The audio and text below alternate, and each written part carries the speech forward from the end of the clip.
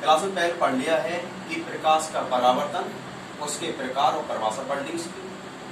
उससे आगे हमने प्रकाश के माध्यम के बारे में बात की थी। माध्यम भी दो प्रकार का पढ़ लिया है हमने, सघन माध्यम एवं विरल माध्यम।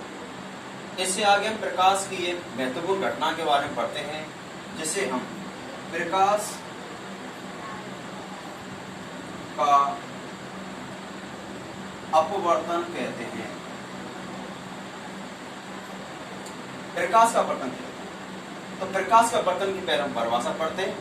जब कोई प्रकाशीय किरण एक माध्यम से दूसरे माध्यम में प्रवेश करती है तो अपने मूल मार्ग से विचलित हो जाती है, तो प्रकाश की इस घटना को हम प्रकाश का अपवर्तन कहते हैं।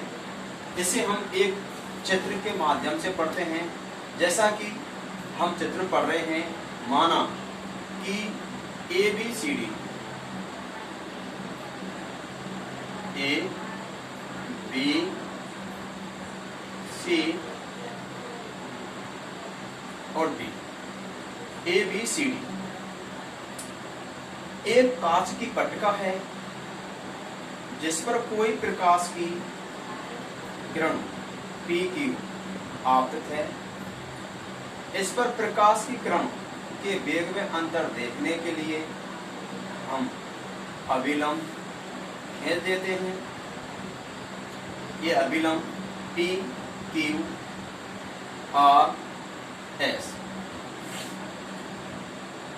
अभिलंब QNS,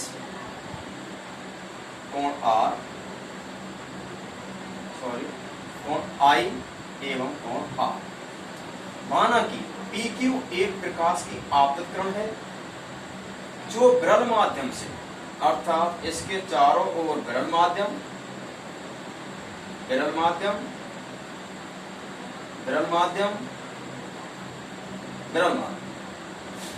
माध्यम से कांच वाले माध्यम अर्थात सघन माध्यम में प्रवेश करती है, तो अपने मूल मार्ग से विचलित हो जाती है। प्रकाश की इस घटना को प्रकाश का अपवर्तन कहते हैं। जैसा कि हम चित्र से समझते हैं, माना कि PQ एक आपतित किरण है, आपतित किरण जो विरल माध्यम से सघन माध्यम अर्थात कांच की पट्टिका ABCD में प्रवेश करती है। जैसे वो प्रवेश करती है, अपने मूल मार्ग से विचलित होती है, अर्थात मूल मार्ग से हट जाती है। हटती तो उस किरण को हम कहते हैं अपवर्तित किरण।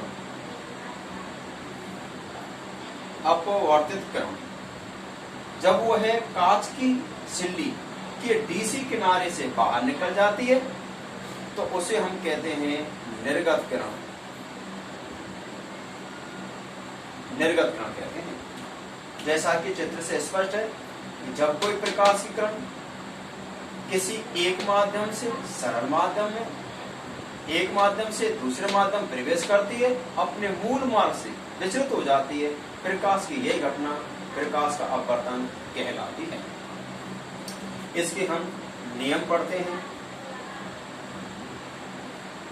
नियमों जैसा देखते हैं कि हमने माध्यम पहले पढ़ लिया है कि विरल माध्यम में बने कोण I का मान ज्यादा होता है, सघन माध्यम में बने कोण R अपवर्तन कोण का मान कम होता है, क्योंकि प्रकाश की किरण का वेग विरल माध्यम में अधिक और सघन माध्यम में कम होता है।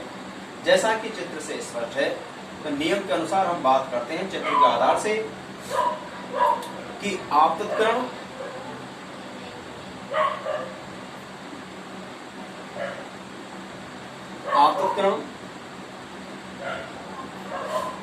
अभिलंब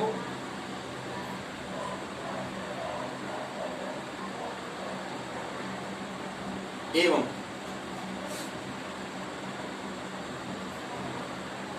अपवर्तित किरण तीनों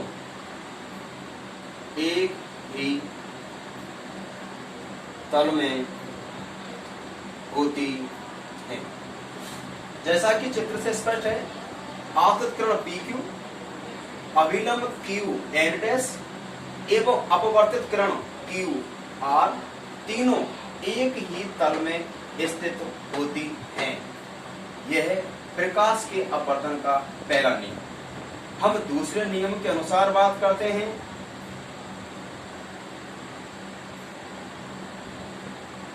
जैसा कि चित्र से स्पष्ट है कि प्रकाश की किरण के अंतर्गत विरल माध्यम में बने कोण की ज्या, विरल माध्यम में बने कोण की ज्या आई एवं सघन माध्यम में बने कोण की ज्या आ का अनुपात स्थिर होता है, जिसे हम निम्न के अनुसार समझ सकते हैं। अतः इसे म्यू कहते हैं। म्यू इक्वल टू साइन आई बटे साइन आर। इसका अर्थ है कि प्रकाश की किरण कम में विरल माध्यम में बने कोण की ज्या अर्थात कोण आई एवं सघन माध्यम में बने कोण की ज्या आर का अनुपात स्थिर होता है। स्थिर होता है इसे देने वाले वैज्ञानिक थे स्नेल। अतः इसे स्नेल का नियम, स्नेल का नियम भी कहते हैं। इसे स्नेल का नियम भी कहा जाता है। हमारे दैनिक जीवन में प्रकाश के अपवर्तन पर आधारित कई प्रकार की घटनाएं होती हैं, जैसा कि हम उनके बारे में पढ़ते हैं।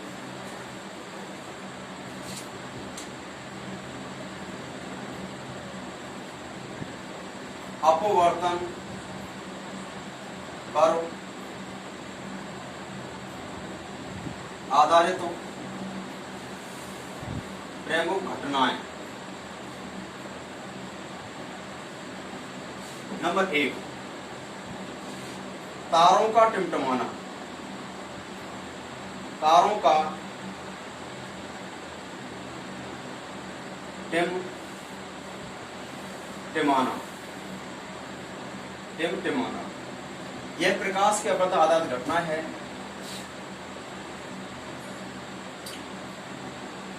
इसको पहले समझ लेते हैं। इसके तार टिमटिमाना, जैसा कि हम जानते हैं, जैसे कि ये पृथ्वी है, तारे ऊपर अत्यधिक अंतरिक्ष में ऊंचाई पर पाए जाते हैं। जब प्रकाश की किरण तारों से पृथ्वी की ओर आती है तो हम ये भी जानते हैं, छोटी क्लास में पढ़ा है, कि वायुमंडल में कई परतें पाई जाती हैं।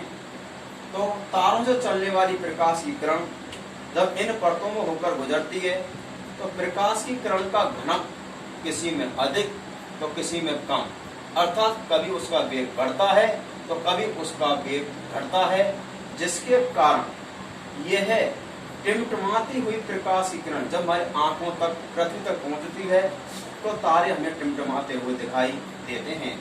अतः तारों का टिमटिमाना प्रकाश के अपवर्तन पर आधारित है। इससे प्रमुख घटनाएं आगे बढ़ेंगे। आज नहीं पढ़ते हैं। बस थैंक्स।